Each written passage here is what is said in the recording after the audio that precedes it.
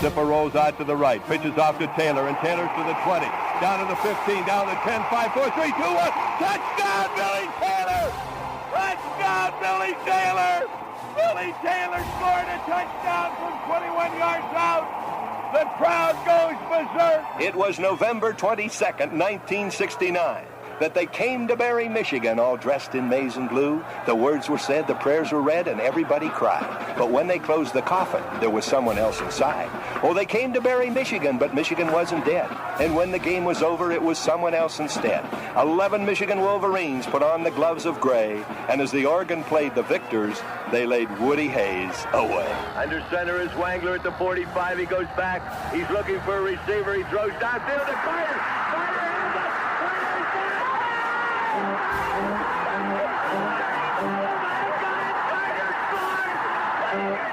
Who's got it better than us? Nobody!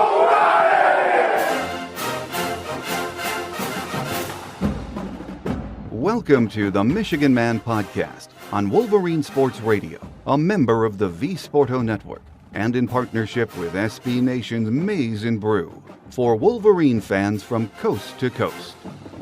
Go Blue, and welcome to our Illinois Visitors Edition. I'm your host, Mike Fitzpatrick. Joining me in just a moment is the radio play-by-play voice of the Fighting Illini, Brian Barnhart. First, my view from Section 17 to get us going. Well, it's been another crazy week. We're at the point where we're not even happy with a hard-fought win over a top 15 opponent, but we know why. The offense. Since Josh Gaddis was hired, all we've heard about is speed in space. With all of the athletes we have on this team, I guess most of us were thinking it would be a return to our old point-a-minute teams of the Fritz Chrysler era, or something like that. Reality set in during the Middle Tennessee State game. We scored some points, but the offense looked unorganized. Nothing has changed much in the ensuing weeks. Were we expecting too much? I think yes and no. We're fans, we love this program, and we want it to succeed, quickly. In large part because we have waited more than 10 years for order to be restored, so to speak, and we seem to be regressing at times as a program. When Jim Harbaugh was hired, we thought the good times were back. Well, we've learned it's not that easy, even for a coach that played here and has been successful everywhere he's been. Bottom line, there is no easy answer. It's going to take hard work. This week, Jim said the offense is close to hitting its stride, and yes, many of us rolled our eyes, because from what we've seen so far, that doesn't seem likely. Keep this in mind, though.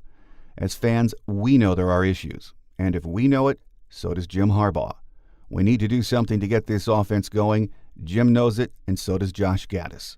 There are too many good coaches and players on this team to cash it in. We won't give up, and you can bet neither will this staff. This week is another opportunity to get better down in Champaign-Urbana. It's always interesting to talk to someone outside of the program and get their take on Michigan football. My guest today marvels at our defense and thinks the offense will explode eventually. He hopes it's just not this week. Up next is the radio play-by-play voice of the Fighting Illini, Brian Barnhart, here on the Michigan Man, in partnership with our friends at SB Nation's Maize and Brew.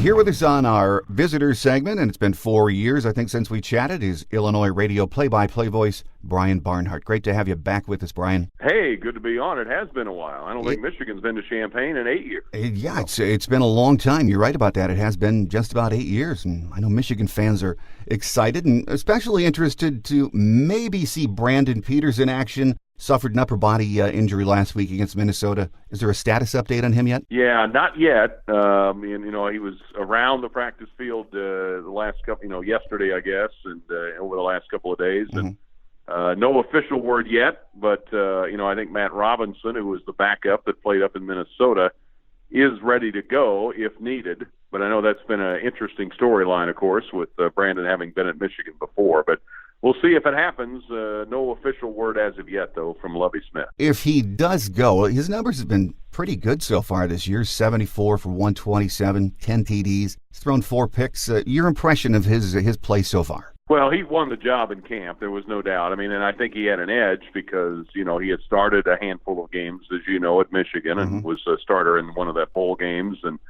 we had a 5-star high school freshman out of St. Louis who was named Isaiah Williams, ironically, the same name as the Isaiah Juice Williams from over a decade ago. Yeah. And so he was going to battle for the job, but he was pretty green still, obviously. He never played a college down. And you had Matt Robinson, who was redshirt freshman, who had only played a handful of plays and some mop-up duty in games last year, but still able to keep his red shirt. So, those were the 2 key competitors. And so just by, I think, sheer experience, Brandon won the job and got off to a quick start, had 4 touchdowns and a win at UConn.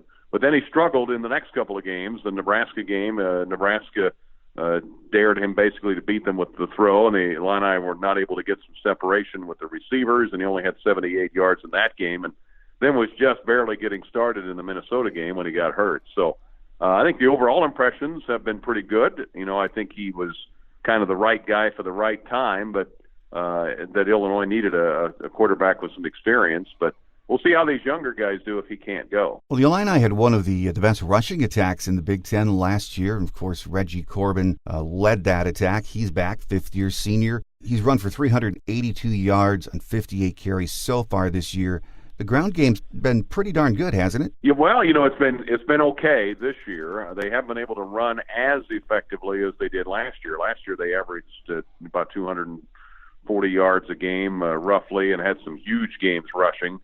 But this year they've had a couple of those early, but they haven't been able to run the ball. It's one thing Minnesota did pretty effectively was put 7 or 8 men in the box and dare Illinois to beat them with a throw and basically concentrate on stopping Reggie Corbin. And Reggie had 213 yards against Minnesota last year in a big Illinois win. He was held to 68 on Saturday in the loss in Minneapolis. So I think teams know that if they can stop Illinois' run right now, they can make life difficult offensively. And that's been one of the question marks here is, okay, what happened to our running game? And I think teams are a little more keyed up for it this year, knowing what success they had last year. When you mentioned in the passing game, some of the receivers so far have had trouble getting separation. 4 of the top 5 guys are back this year. Talk about that group and maybe their struggles and who's standing out. Well, early on, they added a couple of transfers from USC. Trayvon Sidney, who's a smaller receiver, and you've got Josh Imatorbhebhe, who's 6'2", and both had been at USC, both transferred to Illinois, and both have a couple of years to go on their eligibility. Imatorbhebhe got off to a quick start. In fact, I think he leads the team in touchdowns so far this year. He's been a target. They just haven't been able to go to him. I think teams have realized what a target he is, and they look to take him away and force the Illini to go somewhere else. Ricky Smalling has led the team in receiving as far as catches the first 2 years at Illinois. He had some drops on Saturday in a couple of key downs that hurt. So he's having a better year than he had last year as far as a sophomore. He struggled after a really good freshman year. And then you've got Daniel Barker at a tight end spot, who's really emerged as a pretty good target overall. So they do go to, among those 4 guys, those 3 guys in particular. And I think that they just need somebody else to kind of step up and be a little more of a threat. But those are good receivers. But again, teams have said, hey, let's have Illinois try to beat us through the air on a more consistent basis. And once we've got into Big Ten play, they haven't been able to do that. Despite that, the offense has put points up on the board pretty well this year, haven't they? Oh, sure. Yeah, and I think Michigan fans will remember Rod Smith. He was on Rich Rodriguez's staff years ago and back in the mid to late first decade of the new century. And so I think he was a quarterbacks coach in Ann Arbor. And so he's well known in the Big Ten, worked at Arizona with Rich Rodriguez, and he came in here last year and really improved an offense that averaged about 20 points a game and, pushed it up to closer to 30, and they've been averaging over 30, especially early in the first couple of games. But there have been a couple of games this year. Eastern Michigan, for instance, they got behind the chains too much. He blamed himself for that. Coach Smith did. And said we got too many 3rd and 12, 3rd and 15s, and had a lot of penalties in that game that proved to be costly in a game they should have won. And then they had Nebraska down 2 touchdowns, and the offense went, I think it was 9 straight possessions, or at least maybe 7 possessions, where they just weren't able to sustain any kind of drives, and it kept the defense on the field too long. And then Nebraska eventually just wore them down and rallied from a couple of touchdowns down to win the game. Again, the offense has put up enough points, but the defense returned, I think, 10 starters from last year. Last year they gave up, I believe, right around 35 points per game. Not much improvement there. Is that why Lovey took over as defensive coordinator? Yeah, basically, in the middle of last year he took over. Hardy Nickerson, a great player from the NFL, had been the defensive coordinator, and Lovey, of course, has been a defensive coordinator before in the NFL. And some of it's been injury, some of it's been, the Tampa 2 defense, where they do get a lot of takeaways. I think Illinois leads the country, or at least close to it, in tackles for loss, but also fumble recoveries and forced fumbles. But they just haven't tackled very well. Yards after carry, that's been a problem. Guys in the secondary and then breaking big plays. And so whether it's, fans here are wondering, okay, is it the scheme? Is it the execution?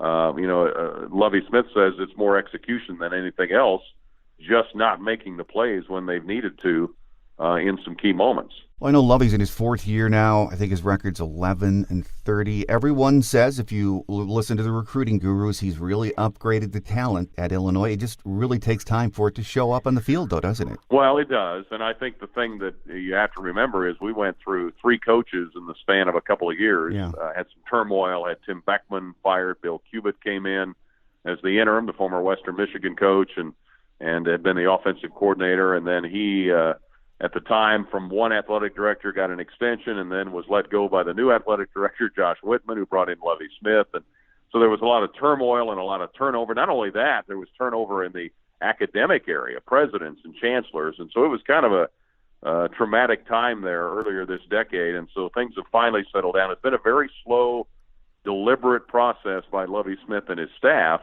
But this was going to be a big year for fans because they've been pretty patient overall. They are less patient here with basketball. They're a little more patient with football. But they knew, hey, give it some time. But there's 2 wins they should have had. They should have a better record, and I think that's been disappointing to people so far this year. Then you've got 2 heavyweights coming into town with Michigan and then Wisconsin, and how you come out of that and then get ready for Purdue and for Rutgers, where you have a chance to pick up, you feel like on paper a couple of wins. And they were hoping for a bowl season. They're still going to have to win some games to get there. But it has been a very slow, deliberate process. Final question for you, Brian, because we know you're on the air now and have to get back. But these 2 teams have not played since 2016. That was up here in Ann Arbor. Michigan's got a good defense. They've been very good all year. Very disappointing on the offensive side so far. Do you think from what you've seen that Fighting Illini have enough talent to have a puncher's chance at home against Michigan Saturday? Oh, I think so. Yeah, a puncher's chance is a good way to describe it. And we've had, a couple of times during the Lovey Smith era when fans have come into a game and said, well, there's no way we can win this game, and then they wind up winning it. And so, I think that, the thing that concerns me is, can Illinois' offense get back to where it was humming along early in the year? That's a challenge against the Michigan defense, because if Iowa can only score 3 points against Michigan, and they've got the big beefy guys up front, and Illinois' attack has been slowed here in the last couple of weeks. The key to me is, can they get that offense percolating again? Who's the quarterback? Can they disguise enough to keep Michigan off balance? But also, if Michigan struggles offensively, can the Illini defense get a couple of turnovers and make something happen? I think those would be the 2 things to watch for. Well, it's 11 o'clock kickoff Central Time, 12 noon again on Fox Sports. I think it's on Fox, isn't it? I think it's on ABC. Oh, it's on ABC. Okay, well, yeah, I think that's right. Another early start, but looking forward to it. And We'd like to thank our guest today for taking time from his busy schedule, Illinois radio play-by-play voice Brian Barnhart. Brian, after 4 years, it's been great to talk to you, and we look forward to our next visit. Well, thank you. It's been great to visit with you, and enjoy the stay in Champaign. Quick Hits is next as we wrap it up for another week here on The Michigan Man on Wolverine Sports Radio, a member of the V Sporto Network, and in partnership with SB Nation's Maize and Brew.